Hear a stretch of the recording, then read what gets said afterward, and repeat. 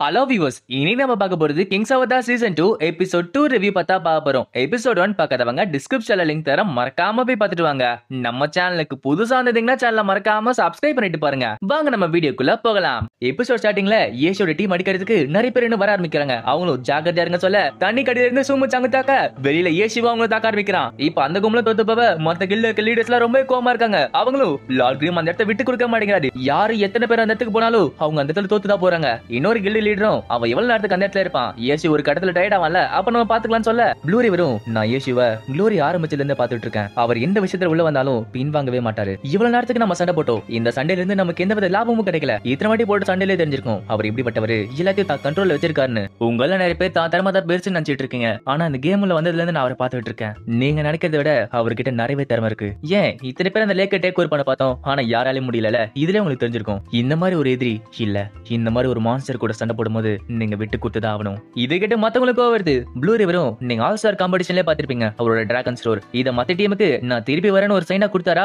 இல்ல சும்மா ஃபன்னா பண்ணிட்டு இருக்காருன்னு தெரியல. ஆனா அவர் இப்ப ஹாப்பின்ற ஒரு கில்டு உருவாக்கி இருக்காரு. அந்த கில்டு போ வந்துகிட்டே இருக்கும். மக்களோட கண்ணில் பட்டு 10 சர்வர் நிலைச்சு நிக்க போகுது. இதுதான் அவரோட பிளான்னா. அவர் ப்ரோ அலையன்ஸ் வரதுக்கு இந்த எவனி டொமைன்ல தான் வர போறாரு. யேசு என்னதான் க்ளோரியில டாப் பிளேயர்ங்கிற டைட்டில் வாங்கினாலுமே இந்த 10வது சர்வர்ல அவர் ஒரு நூபு தான். ஆனா எவன்லி டொமைன் சர்வர்ல அவர் தான் யேசுன்னு எல்லாருக்கும் தெரிய வந்ததுன்னா நீங்க கொஞ்சம் யோசிச்சு பாருங்க அவர் பின்னாடி எவ்வளவு ஃபாலோவர்ஸ் வருவாங்கன்னு. இது கேட்டு மத்த கில்டு மாஸ்டரும் அதுக்குன்னு வேடிக்கை பார்த்துட்டு பின்வாங்க சொல்றியா? ப்ளூ ரிவரும் நீங்க உண்மையை ஒத்துக்கிட்டு தான் ஆகணும். இந்த சர்வர்ல நம்ம அவரை தோக்கடிக்க முடியாது. ஆனா எவன்லி டொமைன்ல அந்த கதையே வேற. ஒரு விஷயத்த மறக்காதீங்க, அவர் ஒரு அன்ஸ்பெஷலைஸ்ட் கேரக்டர். லெவல் 50க்கு அப்புறம் அவர் என்ன பண்ணாலும் சரி லெவல பார்க்கவே முடியாது. அதுக்கு அர்த்தம் என்னன்னா அவர் எவன்லி டொமைன்ல வரப்ப அவர் லெவல் 70 இருக்க போறது இல்ல, ஆனா லெவல் 50 கீழ தான் இருக்க போறாரு. இது கேட்டு மத்த கில்டுக்கு ரொம்ப ஷாக் இருக்கு. லெவல் 70க்கு மேல இருந்தா கூட எவன்லி டொமைன்ல கிளியர் பண்றது ரொம்ப கஷ்டம். ஆனா ஒரு லெவல் 50 கேரக்டர் வச்சிட்டு கிளியர் பண்றது சாத்தியமே இல்ல. டிரானி கில்டு மாஸ்டர் வந்துட்டு அதுவும் இல்லாம ஒரு விஷயத்தை நீங்க எல்லாரும் மறந்துட்டீங்க. ஏசி இந்த மாதிரி திரும்பி வருது ஒருத்தருக்கு சுத்தமா பிடிக்காது. நீங்க எல்லாரும் மறந்துட்டீங்களா? ஏசிக்கு எக்ஸலன்ட் டைனஸ்டிக்கு ஒரு பிரச்சனை போயிட்டு இருக்குங்கிறத. இது கேட்டு மத்தவங்களும் ஆமா அவர்கிட்ட இருக்க திறமைக்கும் வயசுக்கும் அந்த எக்ஸலன்ட் டைனஸ்டிலே ஒரு கில்டு மாஸ்டர் பொசிஷன் கொடுத்துக்கலாம். ஆனா அவர் இந்த சர்வர்ல பண்றத பார்த்தா எக்ஸலன்ட் டைனஸ்டிக்கு அவருக்கு எந்த வித சம்பந்தமும் இல்லாத மாதிரி தெரியுது. அப்படின்னா அதுக்கு அர்த்தம் ஏதோ ஒரு பெரிய பிரச்சனை போயிட்டு இருக்குன்னு நினைக்கிறேன். டிரானி கில்டு மாஸ்டரும் அதே தான் நானும் சொல்றேன். ஒருவேளை ஹாப்பி பெரிய கில்டு ஆச்சுன்னு வச்சுக்கோங்க, எப்படியா இருந்தாலும் அந்த எக்ஸலன்ட் டைனஸ்டி நடுவுல பூந்து ஆட்டத்தை கலைப்பாங்க. அதனால அவ்வளவு பெருசா வளர்றதுக்கு முன்னாடி எக்ஸலன்ட் டேராக்கு என்னங்கிறது இதை காட்டுவோமே, நம்மளோட வேலையை அவங்களே பார்த்துப்பாங்க. ஏசி கிட்ட மத்த கில்டு மாஸ்டர்லாம் நீங்க சரண்டர் ஆவறீங்களா கேட்க ஏசிவும் சரண்டர் ஆகணுமா, சரி உங்களுக்கு ரெண்டு ஆப்ஷன் தர, உனக்கு காசு தரணும் இல்ல நான் கேக்குற மெட்டீரியல் தரணும் அப்படின்றான். அவங்க கொடுத்த லிஸ்ட் பார்த்து மத்த கில்டு மாஸ்டருக்கு தலையே சுத்துது. இதை பார்த்து ப்ளூ ரிவரும் நம்ம மொத்த கில்டு ஒன்னா சேர்ந்து இது கொடுத்தோம்னா தோக்கறதுக்கு இது எவ்வளவு மேலன்னு சொல்ல அவனோட கில்டு மாஸ்டரும் ப்ளூ ரிவர் நீ யாருக்கு சப்போர்ட் பண்ணிட்டு இருக்க? ப்ளூ ரிவரும் அவர் எப்படிப்பட்ட கேரக்டர்னு உங்ககிட்ட சொல்ல வரேன் அவ்வளவுதான். ஆனா மத்த கில்டு மாஸ்டரும் அவனுக்கு இந்த நிலத்தை தர போறதுல மெட்டீரியல் தர போறதுல அப்படின்னு சொல்லிட்டு அங்க இருந்து கிளம்ப ஆரம்பிக்கிறாங்க. இப்ப மத்தவங்கள போவ டிரானி கில்டு மாஸ்டரும் ப்ளூ கில்டு மாஸ்டர் கிட்ட ஏசி கேட்ட மெட்டீரியலை நாங்க தரோம்னு சொல்லிட்டு ஒத்துக்கிறாங்க. இப்ப ப்ளூ ரிவரும் அந்த எல்லா மெட்டீரியலையும் எடுத்து வந்து தரான். ஏசியும் அந்த மெட்டீரியல் வாங்கிட்டு ஆமா டிரானி கில்டும் ப்ளூ கில்டு மட்டும் தராங்க, மத்த கில்டா என்ன ஏதாச்சும் பிளான் பண்றீங்களா கேட்க ப்ளூ ரிவர் வாயை திறக்க மாட்டேங்கிறான். ப்ளூ ரிவரும் மாஸ்டர் நான் அந்த கில்ட சேர்ந்தவன், நான் எப்படி உங்களுக்கு ஹெல்ப் பண்றது? ஏசியும் ஆடடே அப்படிலாம் சொல்லக்கூடாது, அந்த எனிமி கூட்டத்துல இருக்க ஒரே ஃப்ரெண்ட் நீ தானே, இப்போ ஒரு நண்பனா அந்த எதிரிங்க என்ன செய்யறாங்கறத சொல்றியா? இதுக்கிட்ட ப்ளூ ரிவரும் மனசை மாத்திட்டு கொஞ்சம் பேர் இந்த லேக்ல சண்டை போடலாங்கிறத முடிவு பண்ணிட்டாங்க அப்படின்றான். இது கேட்ட ஏசியும் சரி அப்ப மிச்ச பிளான் என்னது கேக்குறான். ஆனா ப்ளூ ரிவர் ஏதோ சொல்ல மாட்டேங்கிறான். ஏசியும் நீ யார வேணா கூட்டு வா, உங்ககிட்ட ஓப்பனா சொல்றேனே தண்ணி கடையில அவங்க ஷட்டினா வந்தாலும் நான் தான் ஜெயிப்பேன். ப்ளூ ரிவரும் எல்லா டீம்ல இருந்து ஒருத்தர் கூப்பிட்டாச்சு உங்களை தோக்கடிக்கலாம்ல. ஏசிவும் உளறிட்டே கண்ணா, நான் இந்த சர்வர்ல இருக்கிறவங்க மட்டும் தான் சொன்னேன், ஆனா நீ ப்ரோ பிளேயர்ல கூப்பிடுறியே என்ன நடக்குதுன்னு சொல்றியா எப்படி? இது கேட்டு ப்ளூ ரிவருக்கு ஷாக்கா இருக்கு. அவனும் மழப்ப ஏசிவும் சரி என் கில்டு அவர் கூப்பிடுறாங்க நான் போறேன்னு சொல்லிட்டு அவனும் அங்க இருந்து கிளம்புறான். இப்போ அந்த லேக்ல இருக்க மிச்ச மீதி எல்லாருமே அட்டாக் பண்றாங்க. ஆனா ஏசிவும் சொல்ல மத்தவங்களும் அவங்க ஈஸியா அடிச்சிடுறாங்க. இப்படியே போக அந்த நாள் நீண்டுகிட்ட போகுது. பார்த்தா விடிஞ்சே போச்சு. பாஸ் வந்துட்டு ஏசிவ் இன்னும் இங்கயா இருக்க? ஆமா நேத்து நைட் எப்படி போச்சு கேட்க ஏசிவும் எது பெருசாலாம் நடக்கல, கொஞ்ச நேரத்துக்கு இதை பாத்துக்கோ நான் வந்துடுறேன்னு சொல்றான். பாசும் அட உனக்கு பிரேக் என்ன எடுத்துக்க வேண்டியதானே, ஏன் இப்படி பண்ற? ஏசிவும் எனது லாக் அவுட்டா அதெல்லாம் பண்ணாத, மத்த கில்டு எல்லாம் இன்னும் அங்கே தான் இருக்காங்க. என் அக்கௌண்ட் ஆன்லைன்ல இருந்தா தானே அவங்க கொஞ்சம் மோட்டிவேட்டா இருப்பாங்க. கேம்ல பார்த்தா மத்த கில்ல இருக்கிறவங்களா லார்ட் கிரீம் இன்னும் ஆன்லைன்ல இருக்காரு, என்ன பண்றதே தெரியல அப்படின்றாங்க. இன்னொரு சைடு இருக்கிறவங்களா அது எப்படி இருக்க முடியும், 30 நேரமா ஆன்லைன்ல இருக்காரு, அதுக்கு சாத்தியமே இல்ல அப்படின்றாங்க. இன்னொரு சைடு யாராச்சும் அவங்க கிட்ட இருக்க வைஃபை அழிங்கடா அவன் வந்துகிட்டே இருக்க அப்படின்றாங்க. இப்ப மத்த கில்டு வேற இடத்துக்கு வந்து பேசிக்க ஆரம்பிக்கிறாங்க. நம்ம எந்த இடத்துல எப்போ இருக்குங்கிறது லார்ட் கிரீமுக்கு கரெக்டா தெரியுது. அப்படின்னா நம்ம கூடதுக்குள்ள ஒரு கருப்பாடு இருக்கு, அதை நம்ம கண்டுபிடிச்சு அவனுக்கே தெரியாம அழிப்போம் அப்படின்றான். இப்ப ப்ளூ ரிவர் ஏசி கிட்ட வந்துட்டு லார்ட் கிரீம் என்ன பண்ணிட்டு இருக்கீங்க, நம்ம ஆட்களை அழிச்சிட்டு இருக்கேன் கேட்க ஏசிவும் நாங்க ஒன்னும் அழிக்கல கண்ணா, மத்த கில்ல இருக்கிறவங்க தான் அழிச்சிட்டு இருக்காங்க அப்படின்றான். ப்ளூ ரிவரும் அது எப்படி உங்களுக்கு தெரியும் கேட்க ஏசிவும் யார் என்ன பண்ணிட்டு இருக்காங்கிறது எனக்கு நல்லாவே தெரியும், அவங்க இந்த மாதிரி எனக்கு இன்ஃபர்மேஷன் தரப்ப அவங்களுக்கு இந்த மாதிரி நடக்கும்னு எனக்கு நல்லாவே தெரியும் தான். உன்ன அந்த மாதிரி யாராச்சும் அட்டாக் பண்ணாங்கன்னா அந்த கூட்டத்தை என்கிட்ட கூட்டு வா நான் பாத்துக்கிறேன் அப்படின்றான். ப்ளூ ரிவரும் இப்படியே போச்சுன்னா ஹாப்பி கில்டு அழிக்கணும்னு நினைச்ச பிளான் நாசமா போய் ஒன்னா இருக்க கில்டு ஒருத்தர் அடிக்க ஆரம்பிச்சிருவாங்களே, இந்த பிளான் அப்படியே தெரிஞ்சு போயிடுமே, நாங்க இந்த ஹாப்பி கில்ட் அடிக்கணும்னு நினைச்சோம். ஆனா அவர் எல்லாத்தையும் கால்குலேட் பண்ணி எங்களை கண்ட்ரோல் பண்ணிட்டு இருக்காரு. இப்ப ப்ளூ ரிவரே தனியா இருக்க, இவன் இந்த மாதிரி இன்ஃபர்மேஷன் லீக் பண்றான்னு சொல்லிட்டு மத்த கில்ட்ல இருக்கிறவங்க இவன் தாக்க ஆரம்பிக்கிறாங்க. ப்ளூ ரிவரும் அங்க இருந்து எப்படியாச்சும் தப்பிச்சு ஓடலாம் ட்ரை பண்ணிட்டு இருக்கான். ஆனா அங்க இருக்கிறவங்களும் நீ ஒரு ஸ்பையா இருப்பன்னு நினைச்சு பார்க்கல சொல்லிட்டு அவனை தாக்கிட்டு இருக்காங்க. இப்ப ப்ளூ ரிவரே எப்படியே தப்பிக்க ட்ரை பண்றான். பார்த்தா அந்த இடத்துல இருந்து லார்ட் கிரீம் இவங்களை தாக்க ஆரம்பிக்கிறாரு. இத பார்த்து எல்லாருக்கும் ரொம்ப ஷாக்கா இருக்கு. என்னது லார்ட் கிரீமா? ப்ளூ ரிவர் நீ இந்த மாதிரி பண்ணுவேன்னு நான் நினைச்சு கூட பார்க்கல. முடிஞ்சா என் கூட சோலோ மேட்ச் வாடா அப்படின்னு சொல்லிட்டு பேசிட்டு இருக்கானுங்க. ஏசுவா அவனை தனிக்குள்ள தள்ளிட்டு இது ஒன்னும் சோலோ மேட்ச் இல்ல கண்ணா, நீங்க தானே முதல்ல ஆள் பலத்தை வச்சு தாக்க ஆரம்பிச்சீங்க, அதான் உங்களுக்கு திருப்பி வருது.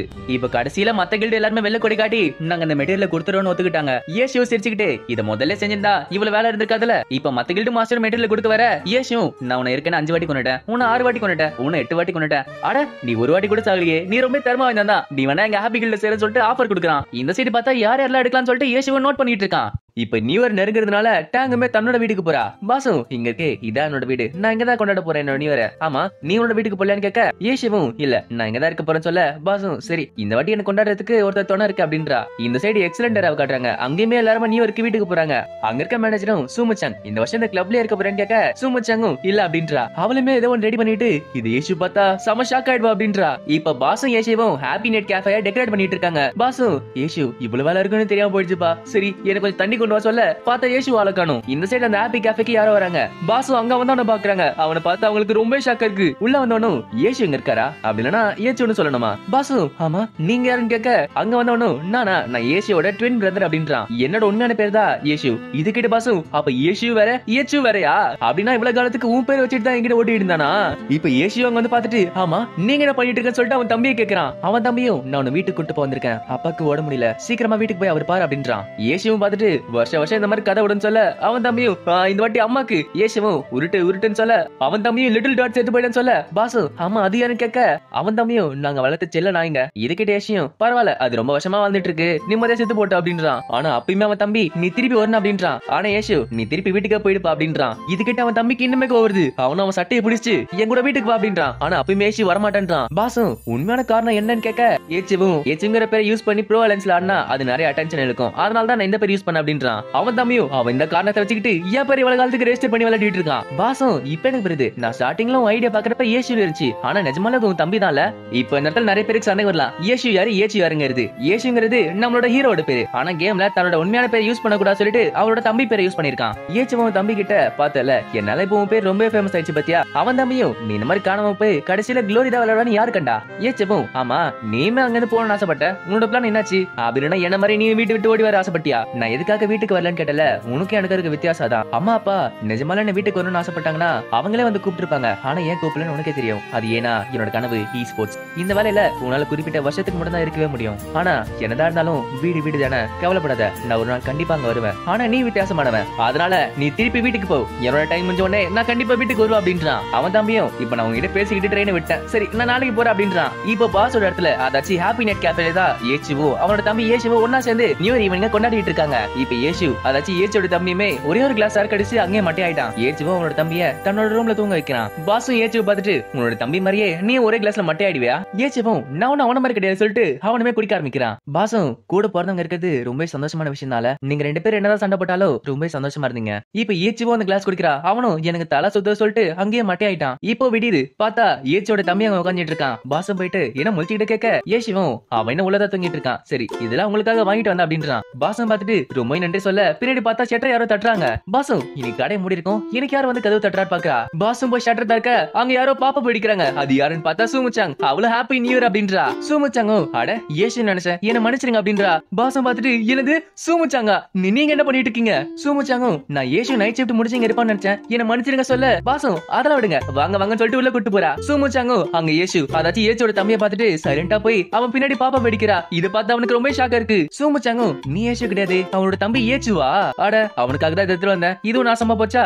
இப்ப ஏசு அங்க வரான். அவனை பார்த்துட்டு என்னாச்சு அவன் எங்க போயிட்டானு கேட்க அவனோட தம்பியும் நான் இப்பதான் இங்க கிளம்பிட்டு இருக்கா அப்படின்றான். பாசும் பார்த்து போயிட்டு வாங்க சொல்ல ஏசுவும் சரி வீட்டுல நல்ல பையனா இருந்துக்கோ, எல்லாரையும் பத்திரமா பாத்துக்கோ அப்படின்றான். அவனோட தம்பியும் நீ என்னதான் கதை பேசி மழுப்பி இருந்தாலுமே நீ திருப்பி வீட்டுக்கு வந்துதான் ஆகணும் அப்படின்றான். பாசும் பார்த்துட்டு இவனுங்க என்னதான் பாசமா இருந்தாலும் வீலி காட்ட மாட்டேங்கிறானுங்களா. இப்ப ஏசியோட தம்பியுமே அவனோட வீட்டுக்கு கிளம்ப ஆரம்பிக்கிறான். சூமுச்சாங்க வந்துட்டு நீ ஒரு தானே முடியல, அதனால உன் இடத்துல போய் இதை கொண்டாடும் அப்படின்றா. இதுகிட்டு பாசுக்கு ஷாக்கா இருக்கு, என்னது அவனோட இடத்துலயா. இப்ப பாசுமே உடனே சூமுச்சாங்க்கு யேஷோட ரூம காட்டுறாங்க. சூமுச்சாங் அந்த இடத்தை பார்த்துட்டு யேஷு உனக்கு ஏத்த மாதிரி இந்த இடம் இருக்குல்ல அப்படின்றா. அவளும் அங்க இருக்க ஜன்னல பார்த்துட்டு இங்க பாருங்களேன் வியூ சூப்பரா இருக்குன்னு சொல்லிட்டு அவங்களை கூப்பிட்டு காட்டுறா. சூமுச்சாங்க பாஸ் கிட்ட அங்க பாருங்களேன் எங்க பில்டிங் இருக்கு, நம்ம வேணா காலையில இங்க என்ன ஹாய் சொல்லிக்கலாம் போல. இப்ப யேஷு நான் கீழே போறேன்னு சொல்லிட்டு கிளம்ப சூமுச்சாங்கும் யேஷு இங்க பாருன்னு சொல்லிட்டு அந்த பாப்பா காட்டுறா.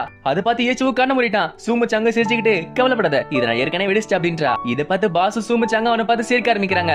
இதோட இந்த எபிசோட் முடியுது. இந்த வீடியோ உங்களுக்கு பிடிச்சிருந்துச்சுன்னா மறக்காம லைக் பண்ணுங்க, ஷேர் பண்ணுங்க, கமெண்ட் பண்ணுங்க. நம்ம சேனலுக்கு புதுசா இருந்தீங்கன்னா சேனலை மறக்காம சப்ஸ்கிரைப் பண்ணிட்டு பாருங்க. நான் உங்களை அடுத்த வீடியோல சந்திக்கிறேன். Until then, bye bye.